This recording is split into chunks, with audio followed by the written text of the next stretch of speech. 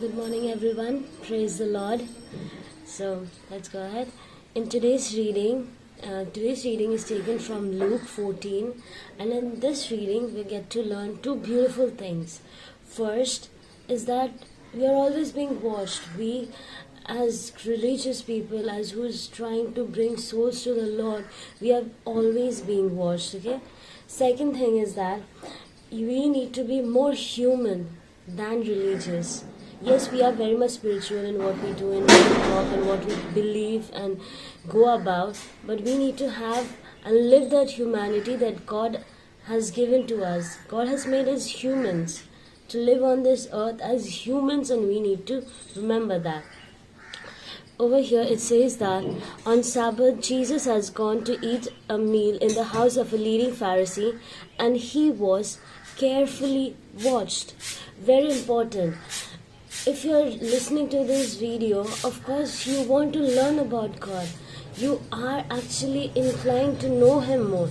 So just think, if me sitting here and preaching about God to you, if after some days you get to know that I am not the person that you're listening to, rather I'm somebody else, and this is just a hypocrisy, will this affect you? No, rather you'll get shunned and you'll go more away from the Lord. So what I am preaching, I need to practice. Similarly, you as a spiritual leader, a spiritual person, you are being watched all the time in every little thing you do. If you're going to preach about not to consume liquor, and if you're a priest or somebody of great significance, then and you preach something and then you don't do it, how are you actually justifying that the Lord is in you?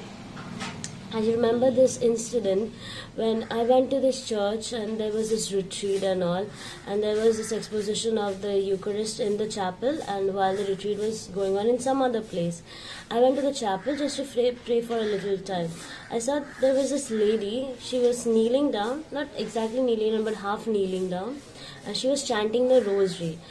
Mark my words, she was just chanting it, she was just reciting, she wasn't meditating it.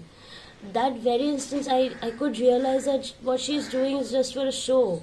She was looking everywhere else. She was saying Hail Mary, yes she was, which is very good. Of course, I can't fathom that people saying rosary for others, and it's really great. But what is the point if you just keep chanting the words and if you don't actually pray? And that very moment I could realize it, that whatever she's doing wasn't for the Lord. She was just doing it because she wanted to do it, or maybe she was obliged to do it. So that is what I'm saying, that when you do something, do it from your heart and actually believe in it. Just imagine if the Pharisees, the leading priests, were actually observing the Lord to see where he was going wrong or what he was doing, and if actually Jesus would do something like that, the whole ministry of the Lord is just doomed to failure. If you do something, do it with your heart and believe in it. If you're doing for the Lord, especially, believe in it. Don't just pretend to do it. Second thing is that in front of him was a man suffering from dropsy. So Jesus asked the teachers of the law and the Pharisee, is it lawful to heal a man on the Sabbath or not? But no one answered. Jesus then took the man, healed him, and sent him away. And he said to them, if your lamb or your ox falls into a well on a Sabbath day, who among you doesn't hurry to pull it out? And they could not answer. So that's my question, that will you be spiritual, will you be religious when you need to be humanitarian? For example, if on a Sunday morning, while you are going to the church, you see a man drowning, will you be like, no, 8 o'clock my church starts, so I need to rush into the church, I can't help that man? What will be your preference? Who will be Jesus to you at that very point of time? If your son was that, if your daughter was there drowning, will you still think about going to Jesus? Or will you go first and run and help him or help her?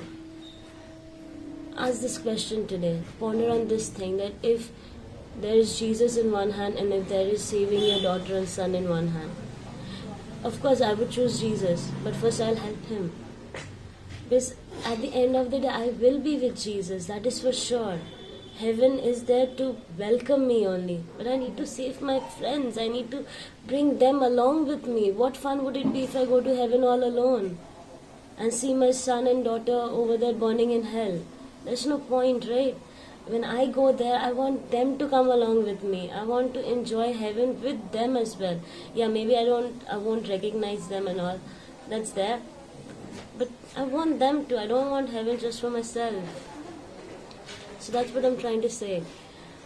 Let that humanitarian feeling in your heart always stay. Don't get too super spiritual.